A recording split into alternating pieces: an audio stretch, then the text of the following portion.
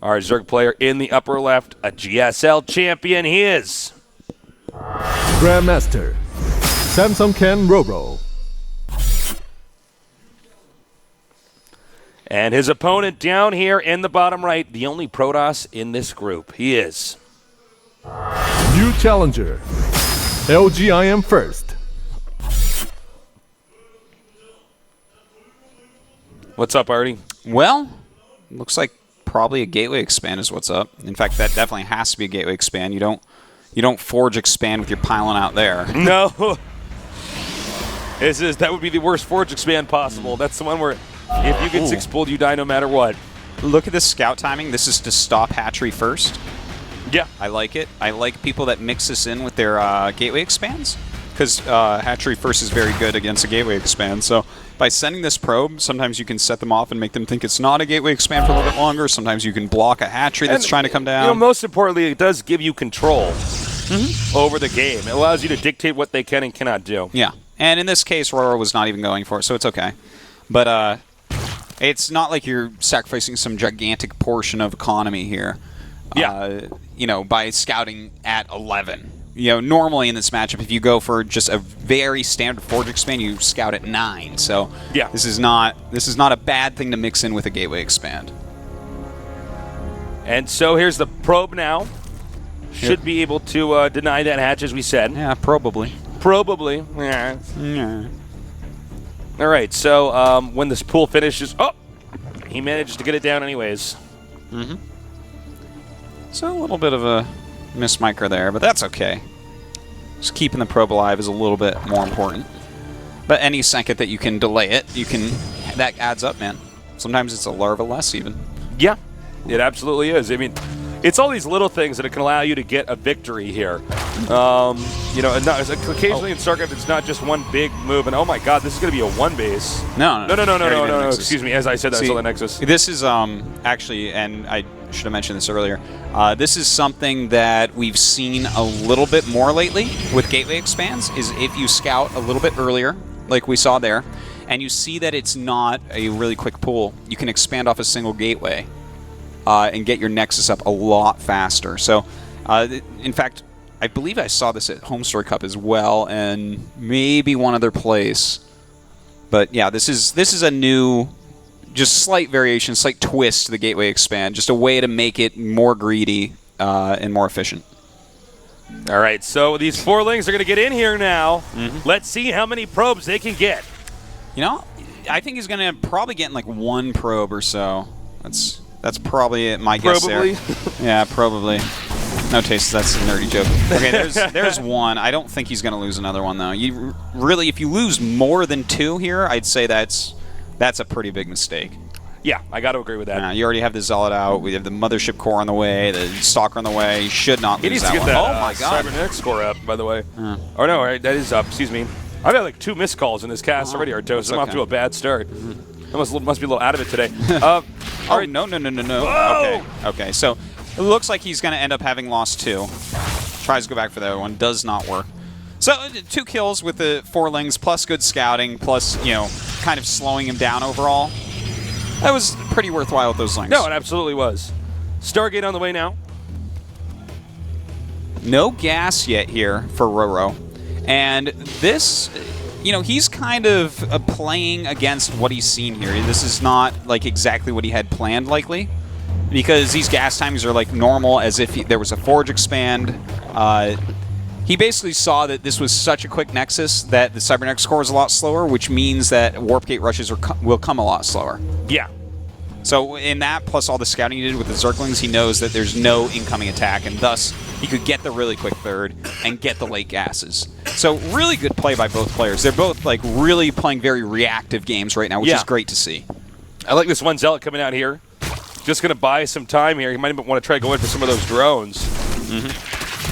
And it looks like it's going to be taken out now. Yeah. Now, one thing I want to point out here is these Protosses are doing a really good job of using that Mothership Core to actually spot on the high ground and get rid of these Overlords. And I feel like a lot of Zergs have not quite adapted to that yet. Yeah. Definitely got to be careful about where you place things at the moment in the game. Yeah. Well, we do have Phoenixes being made, and they're actually being pulled, which is something you don't see as often nowadays. Yeah, this is a little bit of an older strat. Yeah. You know, it used to be you would always pull up to 4 Phoenixes to run in and start sniping queens, but nowadays people make extra queens, and they're more on top of seeing the Phoenixes, and just generally speaking, people like to move out with their Phoenixes quicker. So a little bit of a older school variation from first here. By the way, guys, we do have the best observers in the business here at GOM TV, so send some love to Legend in Heaven, because they make this viewing experience possible for us. Yeah. By the way, we do have a little secret pylon warping in some Zealots so far. Looks like he's going to try to catch that third base. We'll catch Zerg off guard and hit that third base hard. A 6 Zealot attack right now is going to actually be really nice. There's only 6 Zerglings on the map. He does have a Roach Warren, but it's going to be a little bit slow. Yeah. And the timing of this, when they get in there, I mean, this is a lot of damage that they can actually get done. 16 drones started. Oh, man. First is going to do a lot of damage. Ro32 has to be This just actually kicking can- himself. This can cost you the entire game. You're really Yeah. not supposed to lose this base yet. This is really painful. Now, look, he's actually going after drones and this queen, and I do like killing the queen for sure. Now, the drones are definitely going to get away. He should bring back the Zealots at this point and see what he can actually get done over here. More drones came down. That was weird. Yeah, he's got to be careful about that. Wow, you know, it seems as though Ro32 does not want to give up this base, even though I don't think it's possible for him to actually save this. And, of course, these Phoenix is going to be able to lift up a lot of Roaches. First is just getting into such a nice spot here. Ro32 trying to deal with it as best he can with Roaches come out, but he saved all the lifts for the Roaches. Yeah, exactly. And at this point, with the Phoenixes there, the Mothership Core alone, even though Zealots died like 30 seconds ago, the Mothership Core would have been able to finish this. So, yeah, really, really nice expansion snipe here from first. And you gotta keep in mind, too, I mean, those drones, they were not mining from the base the entire time. They're being used to defend, so this is a huge economic deficit here. You know, there's so many things that went into what we just seen here, such as the 4-lings going in the main base. He has less scouting on the map and first actually get a pylon down. And, you know, of course, Ro32 has to be kicking himself so hard for that, because if he catches that pylon, that never happens, and suddenly he's in a much better spot. But right now, exactly. Like, first is actually, look at this, he's got the double forge, Tasteless. Oh boy, looks like we are going to see some Stardust play. Yeah. Some quick upgrades. Very, very powerful. Looks like he's got enough sentries back here at home. I don't know if First can lose at this point in time, man. I just do not know. His attack is going to be ridiculously strong. Yeah, this is right when Zerg's just trying to pick all the pieces back up. Well, put himself back together again. You know, Ro32 is getting the Infestation Pit. I wonder if he's going to go Infestors. Because Infestors, I mean, that would do pretty well, because the type of unit composition that we've seen a lot recently with the double forge type of play is a lot of Zealots, a lot of Immortals, and a lot of Sentries. And Infestors, just generally speaking, are going to be pretty good against that. Oh, kind of messed up those force fields there, but he's still going to come out ahead right now. Is he going to get a Cancer? That would be one thing that Protoss could definitely not want to have happen. And a cancel, indeed it does. And that was a decision for First, because I think he could have actually force fielded, but he would have had to use basically all his force fields. I think you're right. I think he could have force fielded around his Nexus, but then, I mean, no force can he fields really left. be aggressive? No, like he still has a lead here. Yeah. The Nexus cancel, while it's a nice thing for Ro32, it doesn't give him back the lead for sure. Yeah, well exactly. Said. All right, so 2-2 is on the way. That charge upgrade as well. Of course, 2-2 Zealot's going to be very strong. Oh, yeah, absolutely. The Phoenix is continuing to try to harass a little bit. Park over the Spore Crawler. All right, as you can see now, the Phoenix is just scouting around. I think this attack might be too much for Ro32 to deal with, and this would be a really bad start here. Ro32 loses the first game, potentially. You know what? He has 7 Infestors about to pop out. If he catches that Sentry Clump one time with a Fungal, That's actually a very good point, Artosis. Yeah, he'll kill all of it. And he's using up a lot of energy on his Phoenixes right now going after Queens. So I guess he doesn't know that there actually are going to be Infestors popping out. This is very, very fortuitous for Ro32.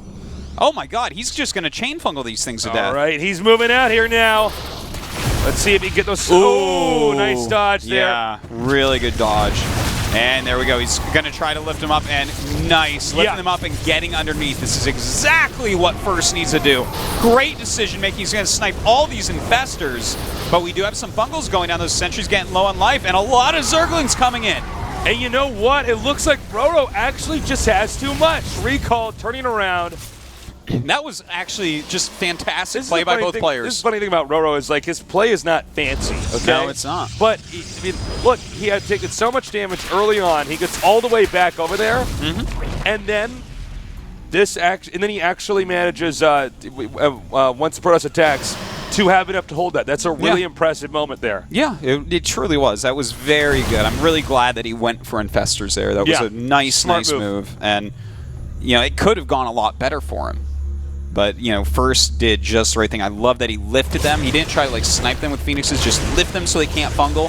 Get underneath. All right, he's going to take out this Queen now. And, you know, First is still playing well, but I'm worried that now Roto has enough of a lead that it's going to be really tough to win, or really tough for him to take out Roto. Well, you know what? I think he's still going to be fine. He has to be careful about losing too much here at this third base, though. Yeah, that's very true. You know, he's got to keep his economy going. Roro is taking that fourth, but the important thing here is he already has 3-3 on the way. If he moves out, if he just gets as many units as possible and moves out at 3-3, that's going to be pretty strong.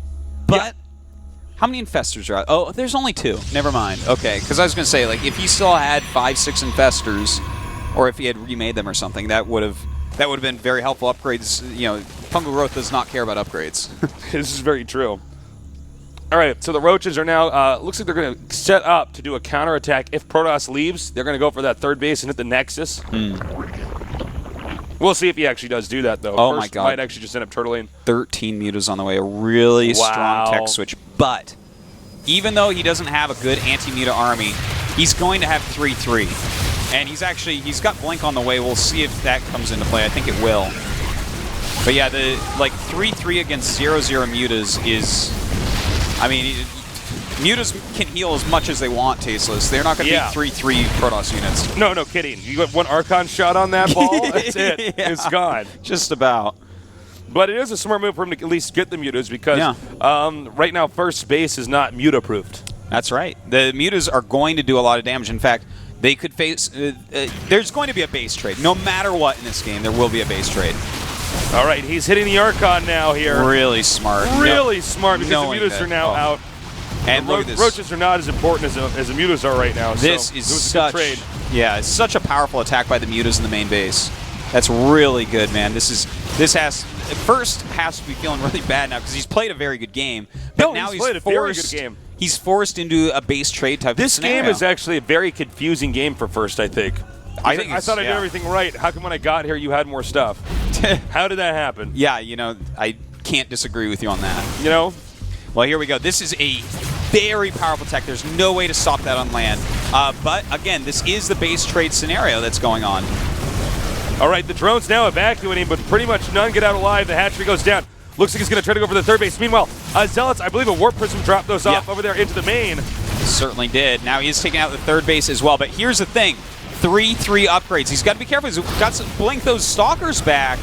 He's just got to get a big enough clump to slow these mutas down so he can win this base race. But that is a lot of mutas. He's about to have almost 30. Oh, man, this is so cool. I have no idea how this game's going to end. Yeah, this could go either way, absolutely. Yeah. I mean, that's a lot of spines. He has to get his Immortals in the front. He's going to lose all his Zealots. Oh, those are good Fungals. All right, he's closing in now. Continuing to hit hard, but yeah, those Fungals are so good. And now First is not even on top of his army, now bringing the rest over there. There we go. And, in fact, he is still trying to hold off a helmet. That is a lot of mutas still. Breaking through these Spine Crawlers on the back of 3-3 Immortal Zealot. This game is so weird right now. Yes, it is. I actually have no idea who wins this. Well, you know what? As far as speed on killing buildings, Protoss has got that covered. But this many Mutalisks, like, look, one of those Archons really low on health. It's actually very hard to say who's going to win this. Very, very hard. Does Protoss still have the Templar Archives? I will check that for you. And yes, he does. Because I'm just thinking if he just gets 1 or 2 Archons made. He has 88 gas, though, and he's barely mining. But I think he had like a 500 a little bit ago, so I think he might have just made Archons. Let's see. For units, he's got 3 Archons and 15 Stalkers. That's his anti-air. But some of these Stalkers definitely going to be caught. Okay, here we go. The Stalkers do come out to fight, but they might need a little bit more. There we go. The Sentry's going to come up. He needs Guardian Shield. Guardian Shield, please. But 3/3 is just so good against 1-0 mutas. Yeah, exactly. And he's just going to go for the fight. He has to do it. It looks like he doesn't have enough. And GG. GG. First takes the game against Ro32. That was an awesome game. That was